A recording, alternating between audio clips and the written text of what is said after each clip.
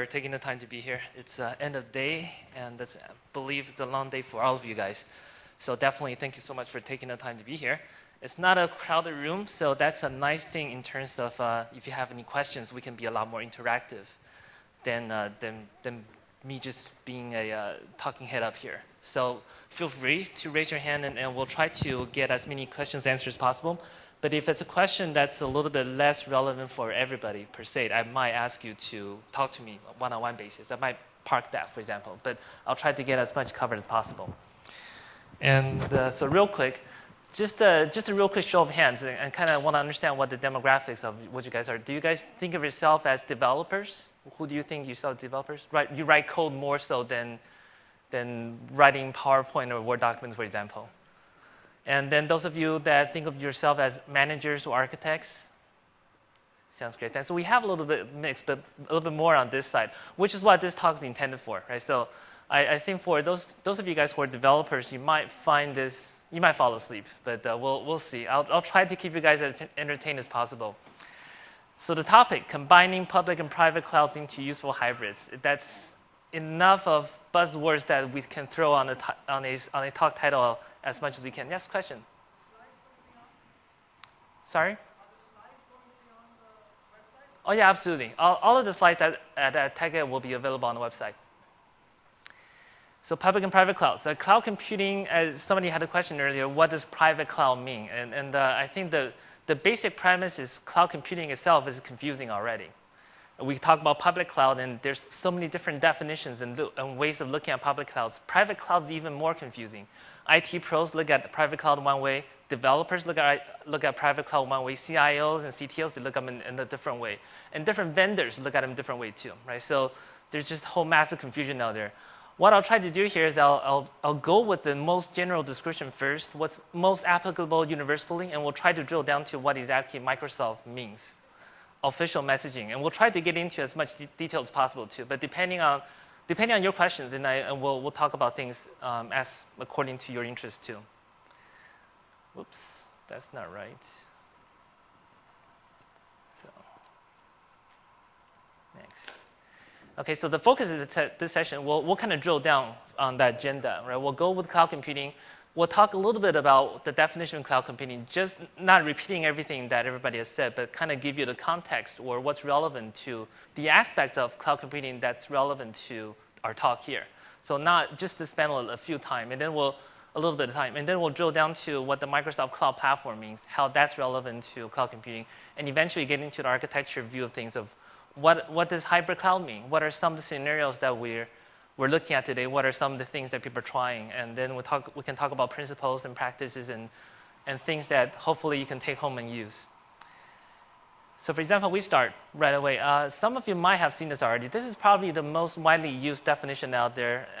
NIST is the National Institute of Standards of Technology. It's a governmental agency that makes up these things. They actually have a pretty nice definition. It's summarized on the slide right here. Basically, three separate categories. They talk about cloud computing having these essential characteristics, and then they could be deployed in these service models and also deployed in those deployment models. The point I want to point out on this slide, instead of describing the definition again, is what they're trying to do here, they're talking about private cloud and public cloud strictly in terms of a deployment model.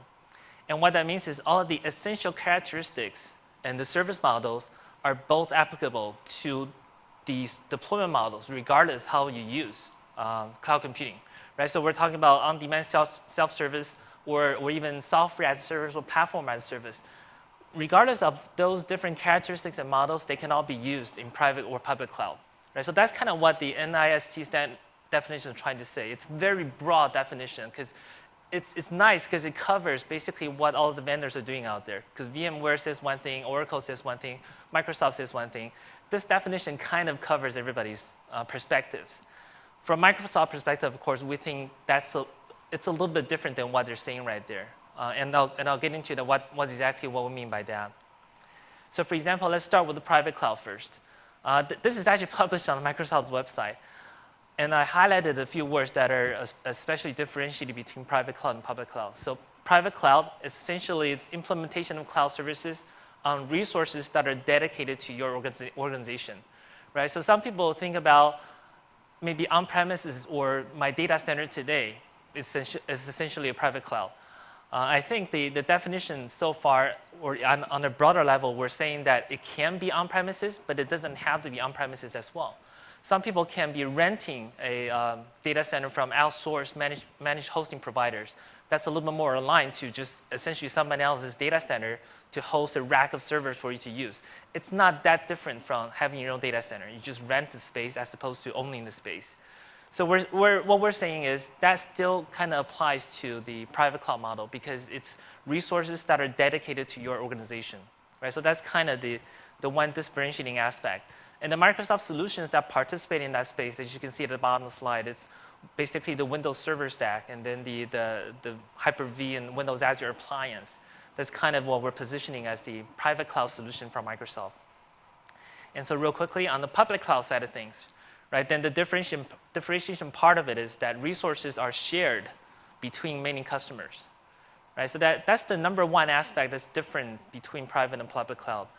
And typically, right, so the second point is actually pretty important too. It's where do the responsibilities lie, right? Because in the public cloud environment, the cloud providers, in this case, Microsoft, owns and controls the resources and assets.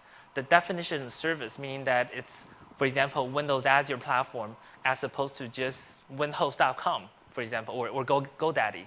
It's Windows Azure platform, as you guys may know, it's a little bit different than a hosting environment traditionally per se.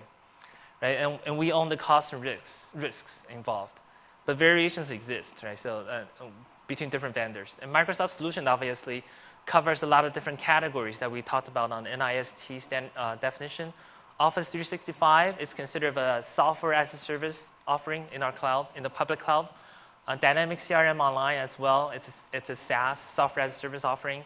Windows Intune as well. But the most interesting thing for people building applications or architecting solutions is Windows Azure platform. It's a platform as a service offering. And we'll talk a little bit about what are the differences between those things as well. And on the private cloud side of things, or even in the public cloud, there's another category called infrastructure as a service. We'll talk about what are the differences between those as well. So then we talk about, from Microsoft's perspective, we do think that there's something different between private cloud and public clouds. Because if you go with NIST standard purely just from that definition, private cloud and public cloud are essentially more of the same. It's just the location where you can deploy the workloads.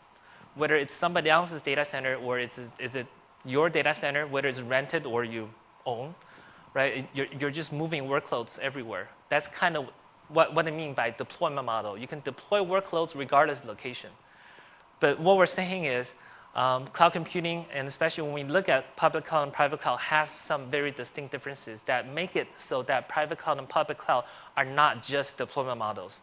We can talk about it as a deployment model because there are infrastructure as a service clouds out there, like Rackspace, like some kind of similar to Rackspace kind of scenarios that they participate in that scenario where it's really infrastructure as a service. Those are really good for the deployment models because you could deploy workloads on a Windows Server instance in your own data center or move that workload into Rackspace data center without much change. But with Windows Azure, as you guys may know, Windows Azure will require you some changes. And some of the things that make up the difference at high level is shown on the slide here. Because the public cloud was designed to enable agility and scale as opposed to, for example, private cloud, you get control. That's a trade-off that you get between the public cloud and private cloud. Right? The analogy that we like to talk about that's popular is, for example, the private cloud is analogous to owning your own car. Right? You purchase the car, you own the car, you maintain the car periodically, but you have full control, meaning you can go anywhere you want, anytime you want. You could park it on Lover's Lane and have your teenagers do things there that you don't want to know, for example. But for public cloud, it's kind of like public transportation. It's like subways or buses. You're living within some constraints. There's the economy of scale where per trip cost is maybe $1 or something like that, right? You don't have to pay so much to get on a bus or subway, but you're living with some constraints. You're trading off the cost model and then the agility, meaning that it's easy to learn. You don't need to learn how to drive. You don't need to learn how to obey the traffic rules. You just need to learn the map and the schedule. But you will not be able to go anywhere you want, anytime you want. You have to go against the routes, go against their schedule.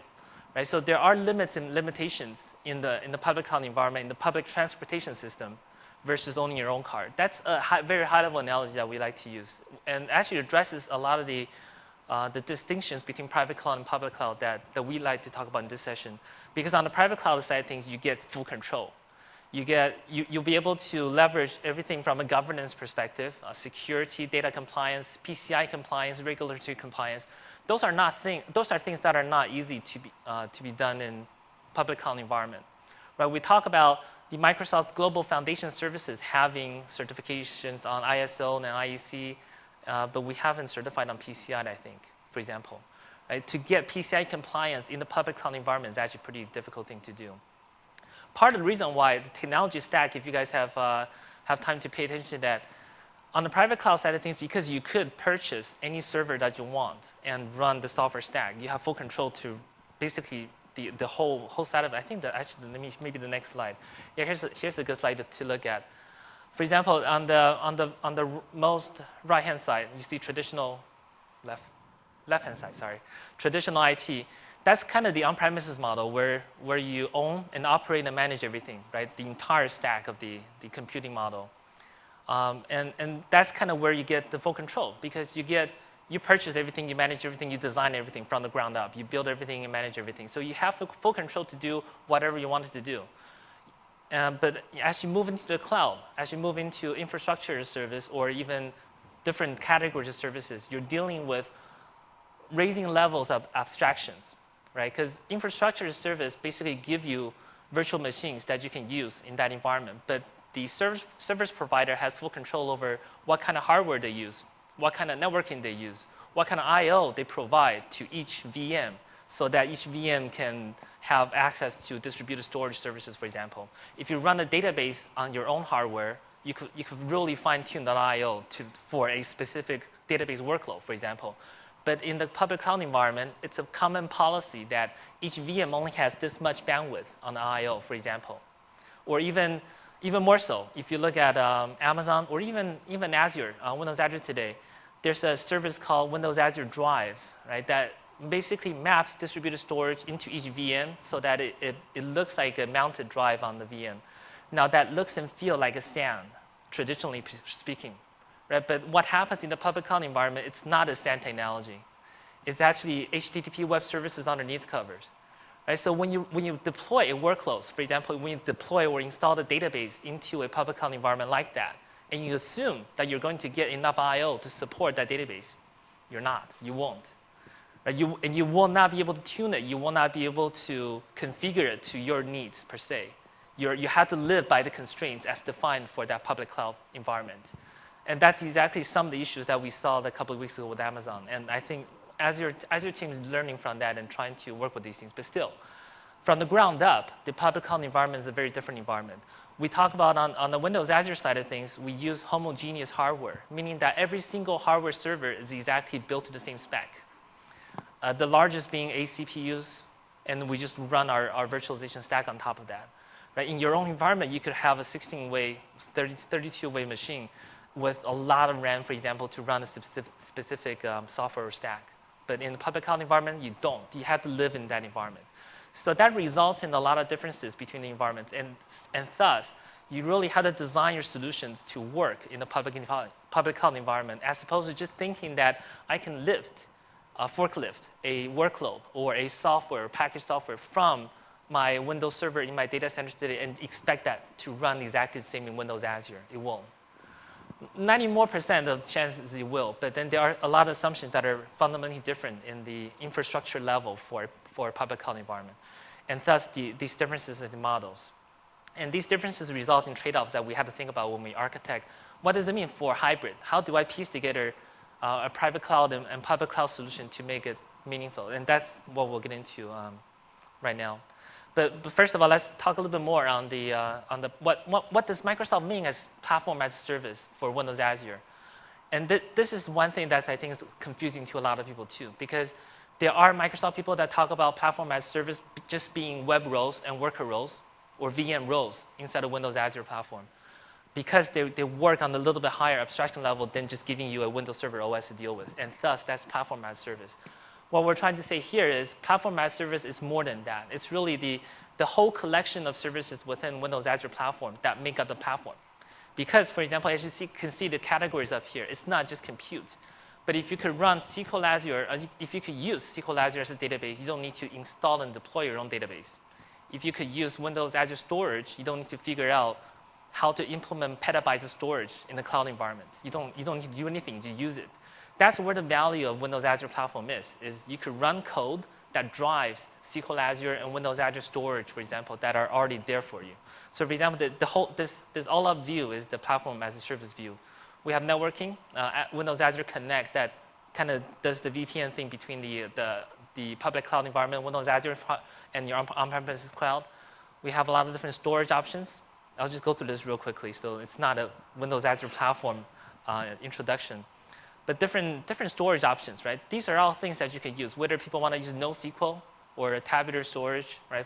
Very, very popular to do NoSQL these days, or blobs or message queues. They're all there in Windows Azure platform for you to use. You don't need to install another piece of software. Configure that and maintain it yourself. Compute, of course, we talk about we can run .NET, but almost everything that runs on Windows Server, other than packaged software, which have assumptions on the infrastructure, can run in Windows Azure very easily. A relational database service in the cloud, SQL Azure, obviously, right? That's very easy to use. Integration-wise, we have Windows Azure App Fabric Service Bus that provides a lot of integration scenarios between the cloud and on-premise environment. And we'll dig into more details about those things too. And of course, security. Right? There's a lot of different security mechanisms that you can do to enable, for example, probably the best one out there today right now is federation of identity across your on-premises Active Directory to your application in Windows Azure, so you can single sign on into Windows Azure application without replicating that tree elsewhere into the cloud, for example, right? So you still maintain that Active Directory in-house on-premises without having to just copy that data elsewhere. And the frameworks, higher-level application frameworks and marketplaces. So that, in a nutshell, is really what we're advocating to look at in terms of the Windows Azure platform for the public cloud for Microsoft to build applications with. Right? You could upload an ASP.NET web app that uses SQL Server. You could just upload that SQL Server database into SQL Azure and the ASP.NET web app into Windows Azure Compute, and you will have a website running in a matter of minutes. That's the nice thing about it. But it's really not thinking about it from a hosting perspective. We'll talk about what are the ideal scenarios to think about. What are the things for ideally for public cloud as well. But real quickly, flip a slide. This is the product feature slide for Windows Azure platform. So under these product families, you have these different capabilities that map to the ones that I briefly talked about in the last slide. Right? So that makes up the whole Windows Azure platform. That's platform as a service. It's literally an integrated application platform in the cloud. Right? It's not just web row or worker row, a higher form of hosting for code, for example. And so we can talk about how do we target apps to work in the public cloud platform for Windows Azure platform, because I hope the previous few slides showed you what the Windows Azure platform is and how that's a little bit different than Windows Server. Right? And so because it's different, we have to think about how do I actually target applications to move into the cloud, into Windows Azure platform, into the public cloud. So some of the questions to consider, of course, and these are some of the fundamental differences in the environment, like application state. Right now, Windows Azure platform is primarily stateless. Right? We just do a round robin between the application instances that we spin up for you. So if you specify 100 VM instances in Windows Azure, we'll just do a round robin on top of that. There's no sticky sessions to each of the VMs at this moment. Right? So you have to think about what kind of application can I throw in there? How do I manage state if I really need to use state? And application scale is much more about scale out. There's a lot of talk about these things, so I'm not going to repeat that here. But if you like, we can chat more individually about that as well. Data sensitivity, meaning is the data that's subject to regulatory compliance, for example.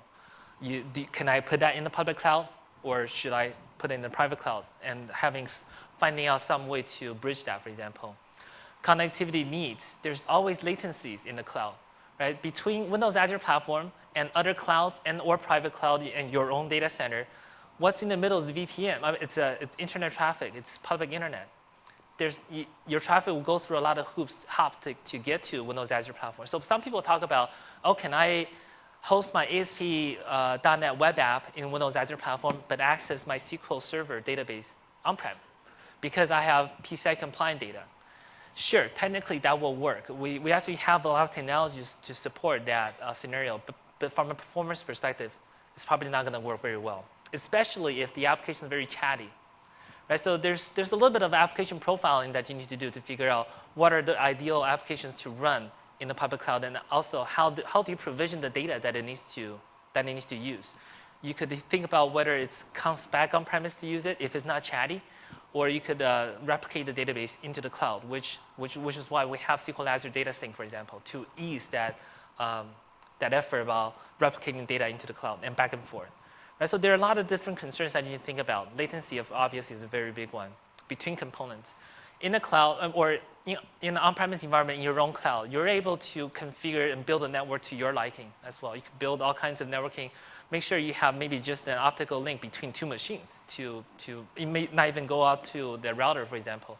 But in the cloud, it's a very shared environment. It's like a hotel. You need to go somewhere before you get to another, even just your own machine, your own VM next to your definition service model. Right? So you will not be able to expect the same between machine, inter-component communication performance as you would in your own environment as well. Right? So again, just a lot of differences in the public cloud environment that you need to consider. So just more details here. I think most of the things that I mentioned already. We can talk about this too, but there's quite a few talks about that as well. But I'll just jump forward real quickly. So when we talk about hybrid cloud, what do we mean by hybrid cloud? Hybrid cloud, very simple. It's just a blend between the private cloud and public cloud components. But there's a lot of different ways of looking at it as well. And primarily today, still people talk about, it's really about on-premises and off-premises bridging. There's models talk about cloud-to-cloud bridging type scenarios, but that's still kind of out there. It's not what people think about today. It's really about, I have a data center, and I want to use the public cloud. How do I put the two together? And so we'll focus more on that in today's talk. And more importantly, the last point is we want to think about, it's not just a deployment delivery model. We want to think about that it's an application design and architecture model as well. So the rest of this talk is really talking about, it's kind of building your application to work on top of both the Windows Server and Windows Azure platform. How do we mix the two together to make something useful and meaningful for you guys? But we'll start with the deployment model first. So for example, let's see. So when we talk about hybrid cloud deployment, and this is the deployment side of the hybrid cloud model, and some of the workload patterns that are popular people talk about today is, for example, cloud bursting, the first one, elastic capacity. We have quite a few case studies on this already. Kali Blue Book was highlighted at PTC 09. That was one of my projects. We work with them, and it's an ASP.NET SQL Server-driven application that supports the kbb.com traffic, which is nicely traffic, is about 15 million uniques per month. And what they do is they thought about moving into Windows Azure platform, but the story is they have multiple data centers to support traffic. One is for the average load that they think that's basically the average capacity, the average traffic requirement across the year.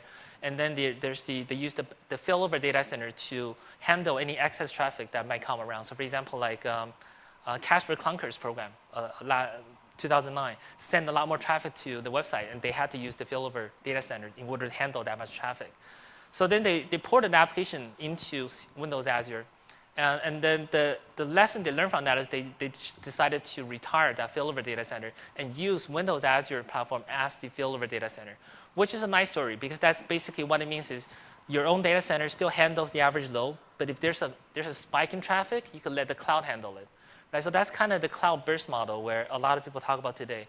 But you guys might be thinking, so if that works, why not just move the entire thing into Windows Azure platform?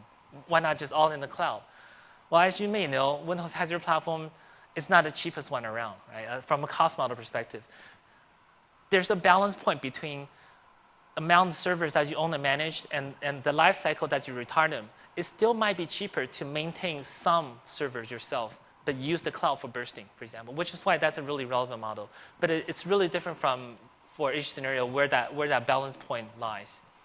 So elastic burst capacity is a very interesting one, or applications with variable load. that unpredictable load that you don't even if you start up a Facebook campaign, marketing campaign, like what we did with the Outback Steakhouse, you don't know on day one how many servers you need to put in place, right? So you don't want to do that in on-premises model where you have to purchase the servers like 6 weeks in advance, but you could do it in the cloud, and you could almost monitor and react to the amount of traffic and create more instances in the cloud to handle the traffic.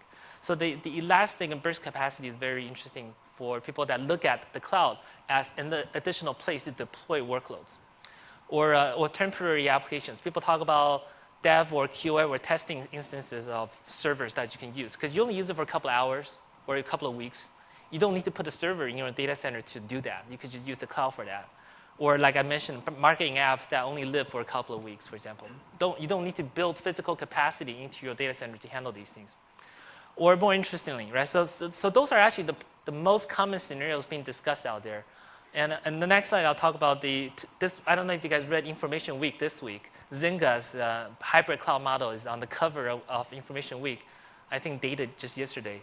So I'll talk about that next. But essentially, those are still the most popular or common scenarios that people talk about, just cloud bursting. More interesting is about, okay, public cloud and private cloud is a place you can run things, yes. And that's really basic. But if you really want to get public clouds and private clouds to do interesting things, you look at what's different between the two, and then pick what's optimized capabilities from either environment, and then piece together a solution.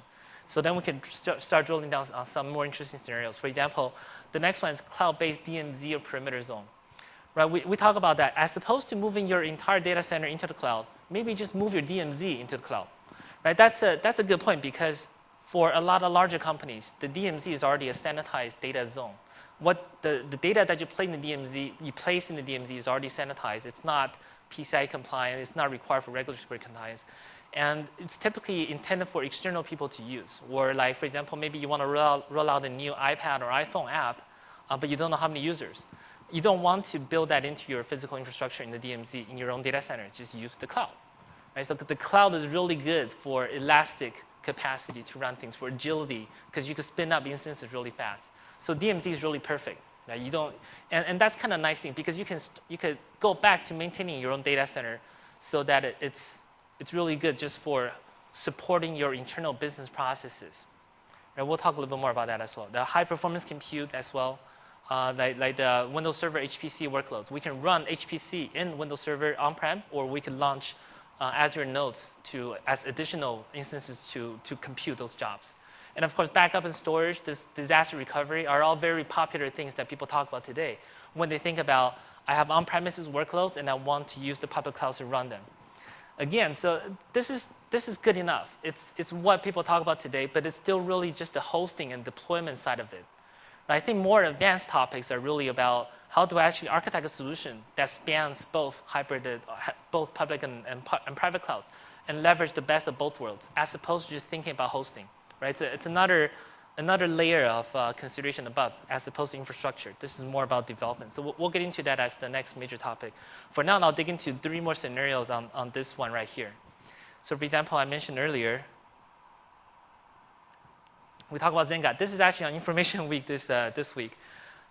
Zynga, anybody who has played Farmville or Cityville in the latest version, you've dealt with Zynga, and it's a company that's grown in the past 4 years to be one of the most interesting companies. So the Information Week article talks about how they built their hybrid cloud infrastructure. And what they've done is, for example, they talked about the story of Cityville. They didn't know how many people are going to like Cityville.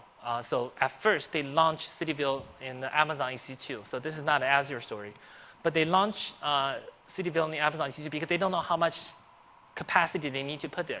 But once they gain a momentum, right? So the first initial adoption curve is probably going to be really high. But as it plateaus a little bit, then they start getting predictive workloads or traffic. Then they start bringing that application back into their own private cloud. Right? So that's kind of their story about how they manage a hybrid cloud environment. And they've written more management software to run their own private cloud, to help them manage multiple outsourced data center locations. So they don't own their data center as well. They outsource it. They rent data center space to run their racks. But they use a combination of Amazon EC2 and their own data center locations to consist together that one hybrid cloud. And they really manage it as one seamless entity. It's just that one is much more fixed physical capacity, one is soft, elastic, right? and they kind of decide how much work to put in each based on their cost model. Right, so again, like I mentioned earlier, that's really just about hosting. It's really just capacity planning. There's not that much magic to it. It's understanding how much it costs to run your VMs in a public cloud environment like Windows Azure, and how much it costs for yourself to run your infrastructure, and then you offset what's the right balance to run each. But it's a nice story that people talk about today, and people are thinking that this is standard or the most optimal pattern for running hybrid clouds. I'm trying to say this works, but it's not quite there yet. Right? We think the hybrid cloud has a lot more potential to do more interesting things. So for example, we talked about cloud-based DMZ earlier. I actually said quite a lot already, so I don't want to talk more here. But essentially, the story here is you get to leverage the best of both worlds. Right? You put things closer to intended users. Because in the DMZ, you can put it's probably applications intended for public users, external users. And that stuff really perfect for public cloud. Right? And the analogy is kind of like Amazon's website. When you browse the product catalog, when you put things into the shopping cart, that's good stuff in the public cloud. Right? Because you want that to be 24/7 available. You want that to be as scalable as possible. But the second that you click submit, that order can be put back into the on-premise data center, because that's when you do all of the custom order processing, fulfillment, inventory control stuff that doesn't require as much traffic, but it requires a lot more control over data integrity, for example. Right? So that's kind of the best of both worlds analogy, where leverage the public cloud for what's good for, but also keep your stuff in your private cloud for what's really good for as well. There are scenarios where they're really good for each.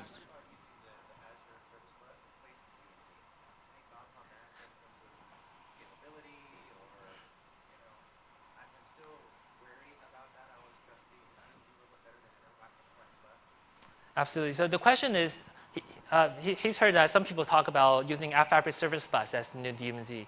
I kind of don't look at it that way. Service Bus is Service Bus. It's a messaging infrastructure. It can pass messages back and forth. It's kind of like Skype in the cloud for application client peer-to-peer server connections. It can bridge application components in on-premise environments and the cloud, but it's not really exactly DMZ. When you wrap access control around it, then you have security around it. But it's still that bridge between the clouds. I think the cloud is essentially still where the assets are hosted, right? So the bridge itself is not the DMZ, in a way. I think. Yeah, absolutely. There is a lot of confusion on these terms and how people perceive these products. A lot of gray areas and a lot of different interpretations. That's my interpretation. So the DMZ is still deployment hosting model. So again, it's a little bit better than the Zynga model, where it's just hybrid cloud capacity planning. This is where you start to leverage the public cloud for what's good for and private cloud what's good for. Maybe people have mainframes, they don't want to throw them away, and that's perfectly fine as well. And so also high performance compute, we'll talk about this as well. There's a case study out from Riskmetrics. They do a lot of financial modeling. And they used to run a lot of the HPC workloads in their own data center, thousands of servers. As they wanted to grow their business, they thought about, well, maybe I don't want to grow my data center as well, but I can grow my workload into the Windows Azure environment. And that's exactly what they did. They could use the HPC manager that's running on-prem, that manages both HPC compute nodes in their own on-premise data center, but also in the Windows Azure platform as well. So that's a nice case study for HPC workloads, and we have more that's actually working on in the technical computing group as well. So that's just the three popular scenarios I want to talk about from a hosting or deployment scenario. I want to start to dig into more of the hybrid cloud application scenarios, right? So the infrastructure layer is where we talk about deployment. Now, when we talk about the application layer is when we talk about how do you actually develop applications that work across both private cloud and public clouds, and what are some of the appropriate scenarios to use. Because like I mentioned earlier, if you have a web app that needs to talk to a database, you don't want to just put that database in the on-premise data or vice versa, right? You're going across the internet for that web app to access that database. That probably doesn't make sense. But there are things that will make sense that work across the wire. And some of the things that the principle that we want to talk about is, for example, you need to apply appropriate decomposition. And what that means is figuring out in your own application, maybe there are a lot of different services, a lot of different components. Some components might live in the public cloud well. And it's not, maybe it's a functional breakdown as opposed to a physical breakdown where, like I mentioned, it's a web app database. Maybe it's a few different tables in the public cloud database and some tables in the on-premise database, for example. Functional breakdown or partitioning versus just the physical software breakdown, right? Because software breakdown is just still just hosting. And so you want to use cloud optimized design implementation as well. Because we talk about Windows Azure Platform is really good for stateless applications, things that maybe web services responding to mobile phone device applications, for example. But they're not really intended for stateful applications too.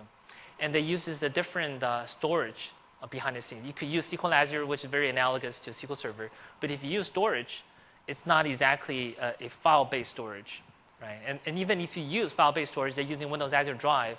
Like I mentioned earlier, you have to be careful that it's not a SAN, even if it looks like a SAN. The I/O performance on the drive is not exactly an optical network-connected SAN. And so maybe another consideration is use the data and storage-driven design because the underlying storage infrastructure is different in Windows Azure Platform. You want to think about what kind of data can I put there. Maybe it's NoSQL data to support a social application because that's the type of data that horizontally scales very well. If I have a large data warehouse application that requires terabytes of data and I want to throw that into SQL Azure, not today, right? But we're working on that. So there are a lot of things that you need to start thinking about that maybe you want to start thinking about from a data first perspective as opposed to compute first. Because compute first usually leads you down to the hosting scenarios. I'm just trying to run a software as opposed to I need to think about how that software deals with the cloud-based data and storage options, right? So maybe sometimes think storage first.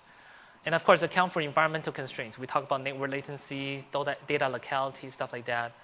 And of course, when we talk about integration, it's really application level integration. If you go down to network level integration, then it's just the same as before. It's nothing significantly different than existing application development models.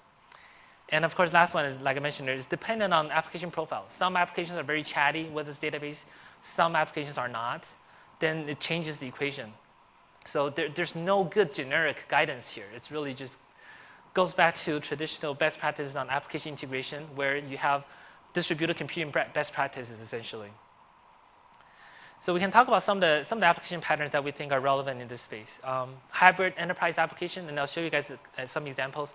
Integrated cloud storage, global data synchronization, composite applications, or cloud-based application messaging, which is like the service bus scenario. So those are some of the ones that we think are really applicable right now today, but there's still more patterns and more models that we'll be developing as we go along. So for example, this is actually a case study with Coca-Cola Enterprises. And it's a hybrid enterprise application, meaning that today, or before they had this, it was an SAP-based on-premise application, legacy application in a way, that runs in their data center. And the story is, if I'm a Domino's Pizza store manager and I see that my Coke inventory is running low in my storeroom, before they had this, I actually had to make a call into their call center, and then their call center will manually capture my order and then enter it into the system. Right? It's a traditional model. And of course, the CIO said it's about time to enable that, to web enable that. So what they've done is Microsoft's worked with them to help them build a website that has part of the catalog data in the Windows Azure platform. So we can do order capturing in the cloud. And once the order is captured, we feed it back into the SAP system for order processing. Right? So that's a pretty nice scenario of they still want to reuse that SAP legacy application. Don't change it, but just modernize it, giving it a web interface. Of course, and you guys are probably thinking, I could do that the same in my own private cloud as well, in my on-premise data center. Now, the benefit is agility. Right? They could roll out this website really quickly in Windows Azure platform. They don't really have to worry about provisioning or procuring hardware and right-sizing the hardware to run that application. They just do that in Windows Azure platform and then react and manage it as we go along. So that's kind of the nice story about it. But again, this is the hybrid part of it is the front-end public-facing face of that application lives in the cloud, but the core processes still live on premises within your own data center environment, in your own private cloud. So for example, Trivium, it's another case study that we did. They have a lot of content. As you know, they have like 23 TV stations and a lot of newspapers. And what they do is they add a lot of data every year, but they need to digitize all that content. And instead of building more and more data centers to host that content, they decided to just use the cloud for content storage. And just a very small diagram on the screen to show you the blue box that I highlighted right down here. That's basically the part of the workflow, the process flow that stores the digital content into the cloud.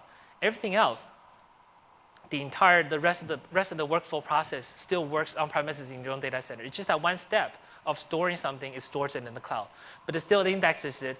They still have their fast search server that knows that when somebody hits the search service, it'll know that it's finding the content that's hosted in the cloud. Right? So this again is a nice scenario where you still have the core application and the data that really drives this application in your own on-premise environment unchanged for as long as they have it.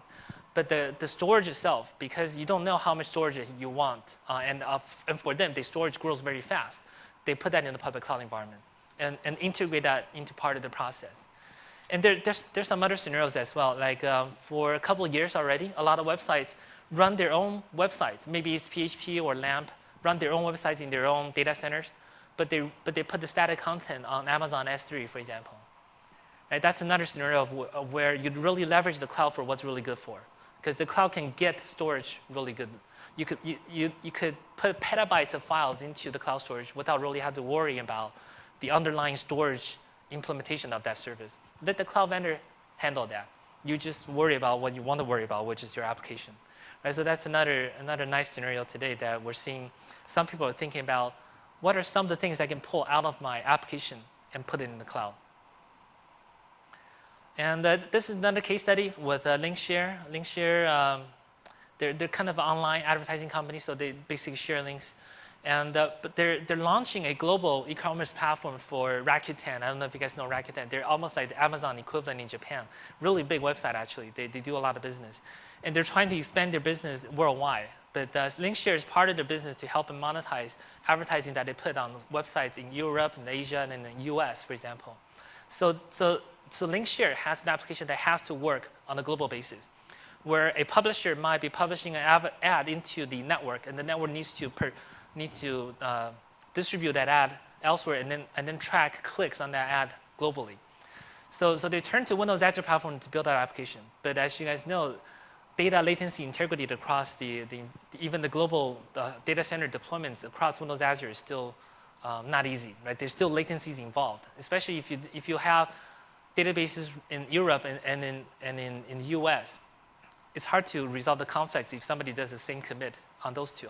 Who wins, right? For example, so they had to deal with this issue, but they leveraged the SQL Azure Data Sync to make sure that the data is synchronized across their databases deployments across the world, and not just within the SQL Azure environment, in Windows Azure environment across the world. They also have it in an on-premise environment as well. Right? So it's a really nice data integration story where the applications themselves, right, the front-facing applications are living in the cloud, which tracks the clicks from the ads and then pushes out the ads, basically the ad network itself. But all of the business behind the scenes, the billing, the provisioning, all of the workloads are still done on premises, and they have their own data there too. But instead of doing any really different kinds of integration points, they just focused on data integration. Of pushing the data out there into the cloud, distribute them, and making sure that they're synchronized, right? So that's another layer that you could think about where I might have a database, maybe a master database that lives in on-premise environment. Maybe it's a product catalog, right? But instead of requiring the web app to come back to talk to your database in on-premise, talk to that master copy database, if it's read-only, this is a simple scenario. Just push that database out there into SQL Azure. Using SQL Azure Data Sync, you can make a lot of copies across the world as well. Just use SQL Azure Data Sync to make sure that it's synchronized. But it could also track commits and updates as well, right? But it just gets a little bit trickier by then. The read-only case was really nice. So again, it's placing the data closer to the application, right? Instead of thinking that it will work across the latencies on certain public internet traffic, right? So it's another scenario that we're seeing from a hybrid cloud scenario-wise. Data integration is a very important thing to think about as well. And then, of course, composite applications, right? And composite applications, in a nutshell, what we're saying is just it's a functional composition of different components and services into one application. It's not exactly database or data integration, but it's more like maybe web service integration, or like, for example, SharePoint. And maybe you have SharePoint running in your own on-premise environment, but that SharePoint instance can talk to web services in Azure. You could throw a database into SQL Azure for sharing, for example, maybe an extranet SharePoint. You could throw a database into the SQL Azure for sharing, and then have a BCS in SharePoint that subscribes to that data set, for example. But that's another publishing point for people that may be outside in the field that they could access that database without you having to spin up your own database in your own environment, for example. So SharePoint, composite applications, Windows Azure App Fabric has a way to piece together different capabilities as well. And so that's another scenario that we think is going to work really well. But it's just figuring out functionally what are some of the nice things to place in the public cloud and versus what do you still want to keep in the private cloud. And the last one that I want to talk about is the cloud-based application messaging. And this is kind of the use case for App Fabric Service Bus or Windows Azure Storage Queue Service.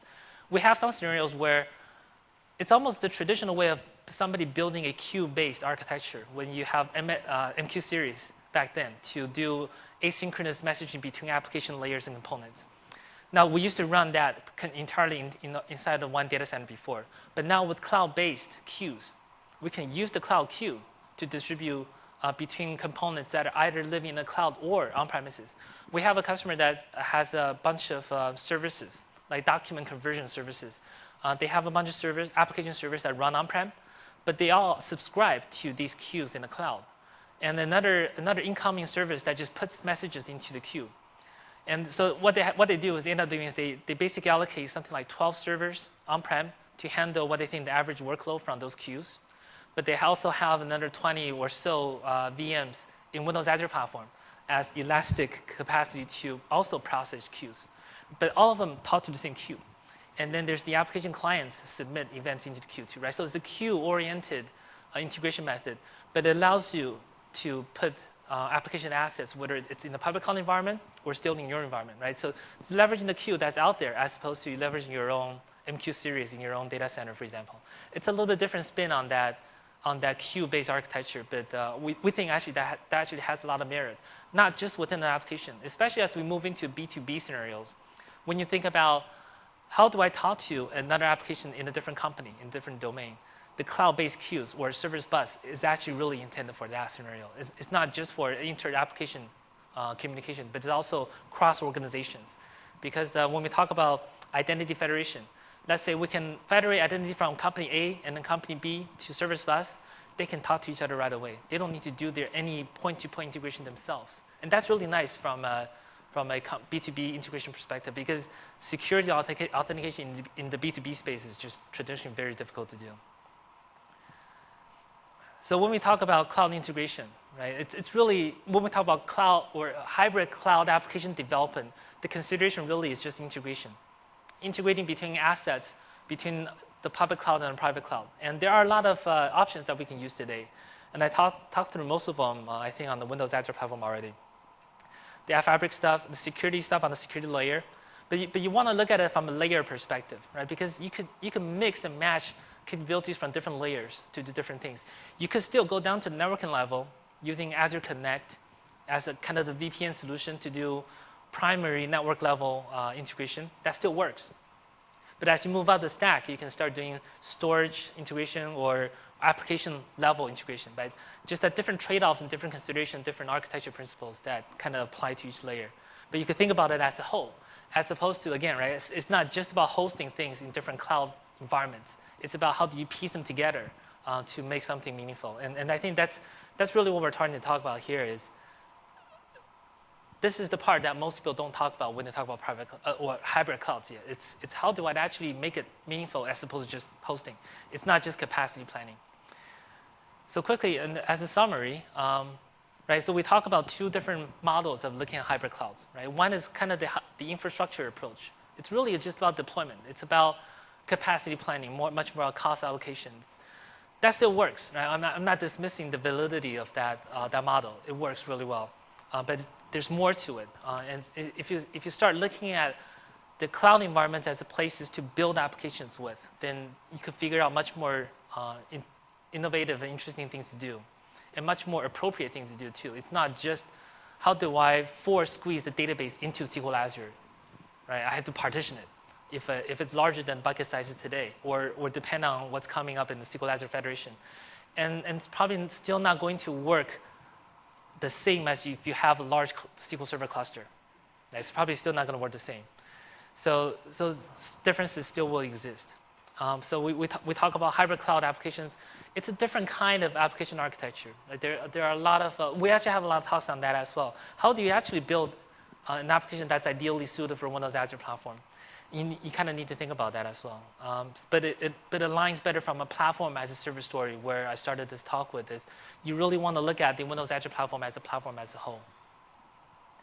And what are the next steps, right? So beyond this, what do we think where this is going is, we think based on everything that we talked about, whether it's deployment, whether it's development, we're going to see a stage where we can get into federated clouds, right? So multiple clouds can be stitched together. And whether it's private, whether it's public, whether it's community, different kinds of clouds. But it's much more focused on integration and interoperability, not about portability, right? A lot of people still talk about cloud portability. Portability is about moving one thing to another cloud. And that's exactly what Zynga did with Farmville, right? They could move, once they understood the capacity behavior for CityVille, they were able to move that back into their own data center. Right? It's just moving. So that's portability, yes, but it's something that a lot of people talk about. But that's really the only value that you get is a better balance or control on your cost model, essentially, because you can know exactly how much I want to use in the public cloud and how much I want to use in my private cloud, and that's pretty much it. You don't gain that much more benefit from it, because if you build for the cloud, let's say if you start using the cloud storage, or if you use Azure for a scaled-out application. Or agility, right? The number one thing we talk about is agility. Being able to roll out applications really quickly. That's something that's really hard to quantify. It's not exactly something that you pay on a monthly basis, right? But there are benefits for moving into the market really fast. Right? So you just kind of have to think about it a little bit differently. And then once we have federated clouds, once the clouds can talk to each other, right? Then we can start looking at federated applications. And that's kind of the next generation of composite applications. A little bit different than composite applications is federated applications literally works across organizations. So let's say everybody, SAP, Oracle, Microsoft, IBM, they all have software as a service offerings, and all of them provide APIs behind the scenes, or even the consumer websites today, Flickr, Google, Yahoo, they all have a lot of web APIs. These APIs cannot be pieced together into an application, right? Or Intuit, maybe Quicken, or some financial application. You could essentially look at all of the capabilities, web services, APIs, or applications that are available on the internet as Lego blocks, and you'll be able to piece them together across organizations. Right? That's something really hard today because of the security identity model. But once we're able to build on a lot of the integration techniques that we have with Service Bus, for example, access control, identity federation, some of these things will become available.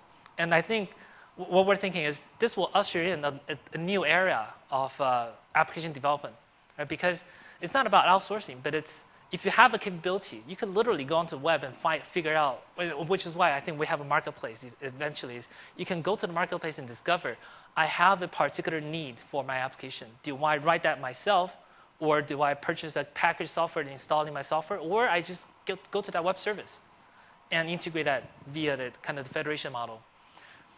It's going to be much quicker if you just use web service than install your own software, right? But still, both models are valid. It's just that model will create a whole new way of creating application. You might be able even to, on the fly, change, plug and play different components and different services providing the same capability, depending on cost. Maybe one is cheaper, maybe one is more expensive, has a higher SLA, has a lower SLA. You can segment users on different categories, for example. There's a lot of different ways that we can create different capabilities.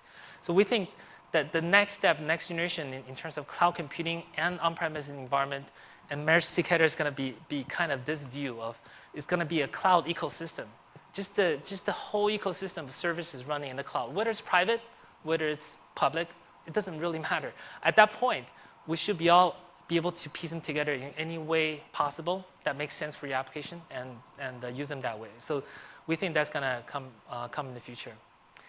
So let me see. I still have some time. I ran through this really quickly, but I want to take some time to address, I think, some of the things that you guys might have in your mind as well, some specific things that you might have. Yes?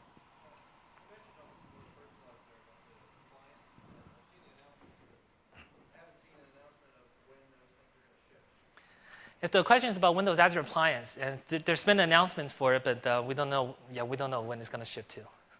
We just know that it's still being positioned as a piece of public cloud in your own environment, right? So that's why it's still categorized as a private cloud solution from Microsoft. I'm actually the product manager for the Windows Azure Appliance, and if you're interested in talking to me about it, I'd be happy to talk to you about it later. I'm actually looking to maybe run a focus group or input discussion meeting this week. If anyone's interested, I'll be here after the session. Wow, awesome, thanks. Yes, sir.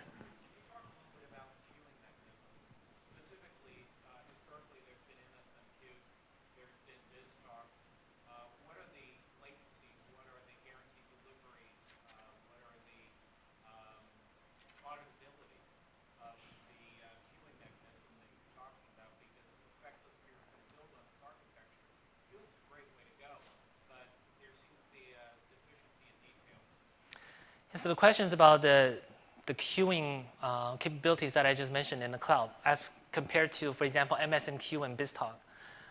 So what we have in the cloud, what I mentioned was Windows Azure App Fabric Service Bus and also Windows Azure Storage Queue Service. Those are definitely different from those guys. We actually had someone, a partner of ours, a case study, Social Blade startup. They ported a MSMQ-based application, and they tried to run it in Windows Azure platform. They had to rewrite that part of it because, first of all, we don't have MSMQ in Windows Azure.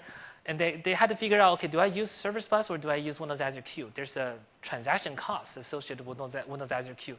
So even on the very highest level, they're really different. On the issues that you mentioned, like auditability, like guaranteed delivery, stuff like that, those are things that MSMQ and BizTalk do really well, but not exactly in the cloud. In the cloud, Windows Azure App Fabric Service Bus, it's a web service interface, right? That's not exactly a native interface that you could get really good two-phase commit out of the Queue interface. So they are different, and that's kind of what I mean by public cloud is a very different environment. And especially in the Microsoft world, right? Because we did build Windows Azure platform, even though it's built on our stack, it is different. So what that means is different kinds of applications that are ideally suited for that environment. It's not just thinking, oh, I want to throw in my BizTalk and therefore I want to do that. We don't want to do that too. We don't want BizTalk customers to do that as well. Which is why ulterior motive-wise, that's why they're a little bit different. But we also think that it opens up new application models that are going to make things more interesting as well. And I think what's really good for the Service Bus is not the traditional scenarios that you use MSMQ or BizTalk for. It's not for system integration. It's not for the same application on the same box to do RPC, for example. Not traditional MSMQ scenarios. But it's much for, like Service Bus itself is much more for even application components that might live on different network topologies across the internet, in the cloud, across the cloud, or across different scenarios, right? So it's intended for that, which is why it talks internet traffic technology as opposed to some native interface. And of course, if we live in that environment, if we live on the internet environment, then we have to live with all of the flaws of the networking stack on the internet, right? So that's kind of where I think the differences are, and some of the considerations that we have to think about when we architect solutions to say use the internet queue or versus a real queue. Good question. Yes, sir. What's the basic difference between the platform as a service and software as a service? Good question. So that's actually pretty great as well, because some people think that platform as a service and software as a service is just the same thing. I think the easiest way to think about this is platform as service is something that you can build on top of, right? You can use to build things. Even though we're still running software for you to use, but it's less end user oriented. It's much more for developers, architects.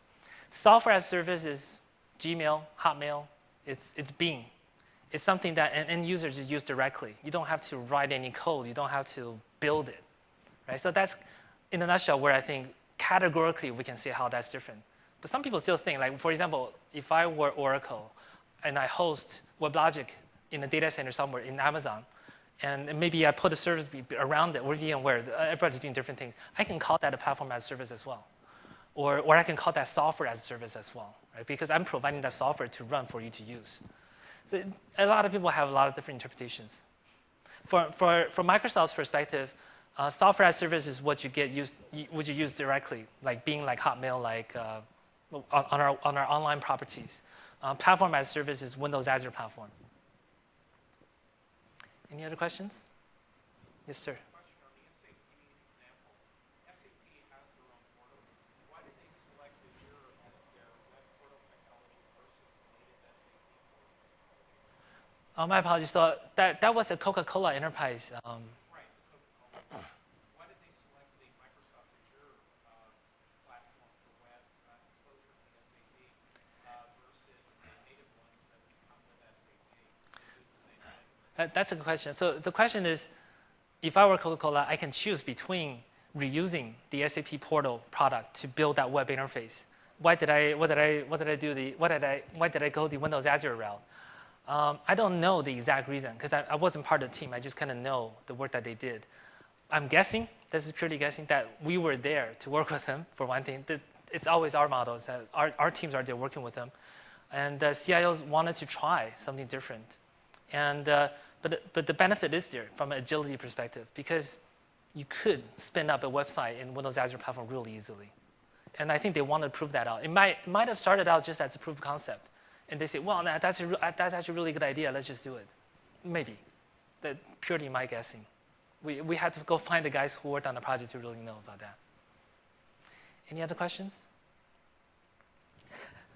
Yeah, no worries. Is there going to be a model for plugins to Azure that there will be a marketplace for application developers to be able to consume the end product of ISVs who want to contribute to the app fabric and to the extension of the Azure platform so that they can essentially connect into SOA web services that would be exposed as additional offerings to the Azure platform? Yeah, that's a great question. So the question is, will there be a plugin model? And I'll venture to say even not just Service Bus. It could be a lot of different capabilities in the cloud as well. I haven't heard of it yet, so I don't know for sure. But I know a lot of these potential development areas are being considered. I just haven't seen any plans around that yet. But there's a marketplace. I know people are thinking about that. I just don't know in what form or shape. Any other questions? So if not, I just want to real quickly thank you so much for your time. It's so late in the day, and hopefully you got some stuff out of it that's useful. But if not, or if you have more questions, feel free to ping me. My email is david.chow@microsoft.com, and should be easy to find. Thank you so much for your time.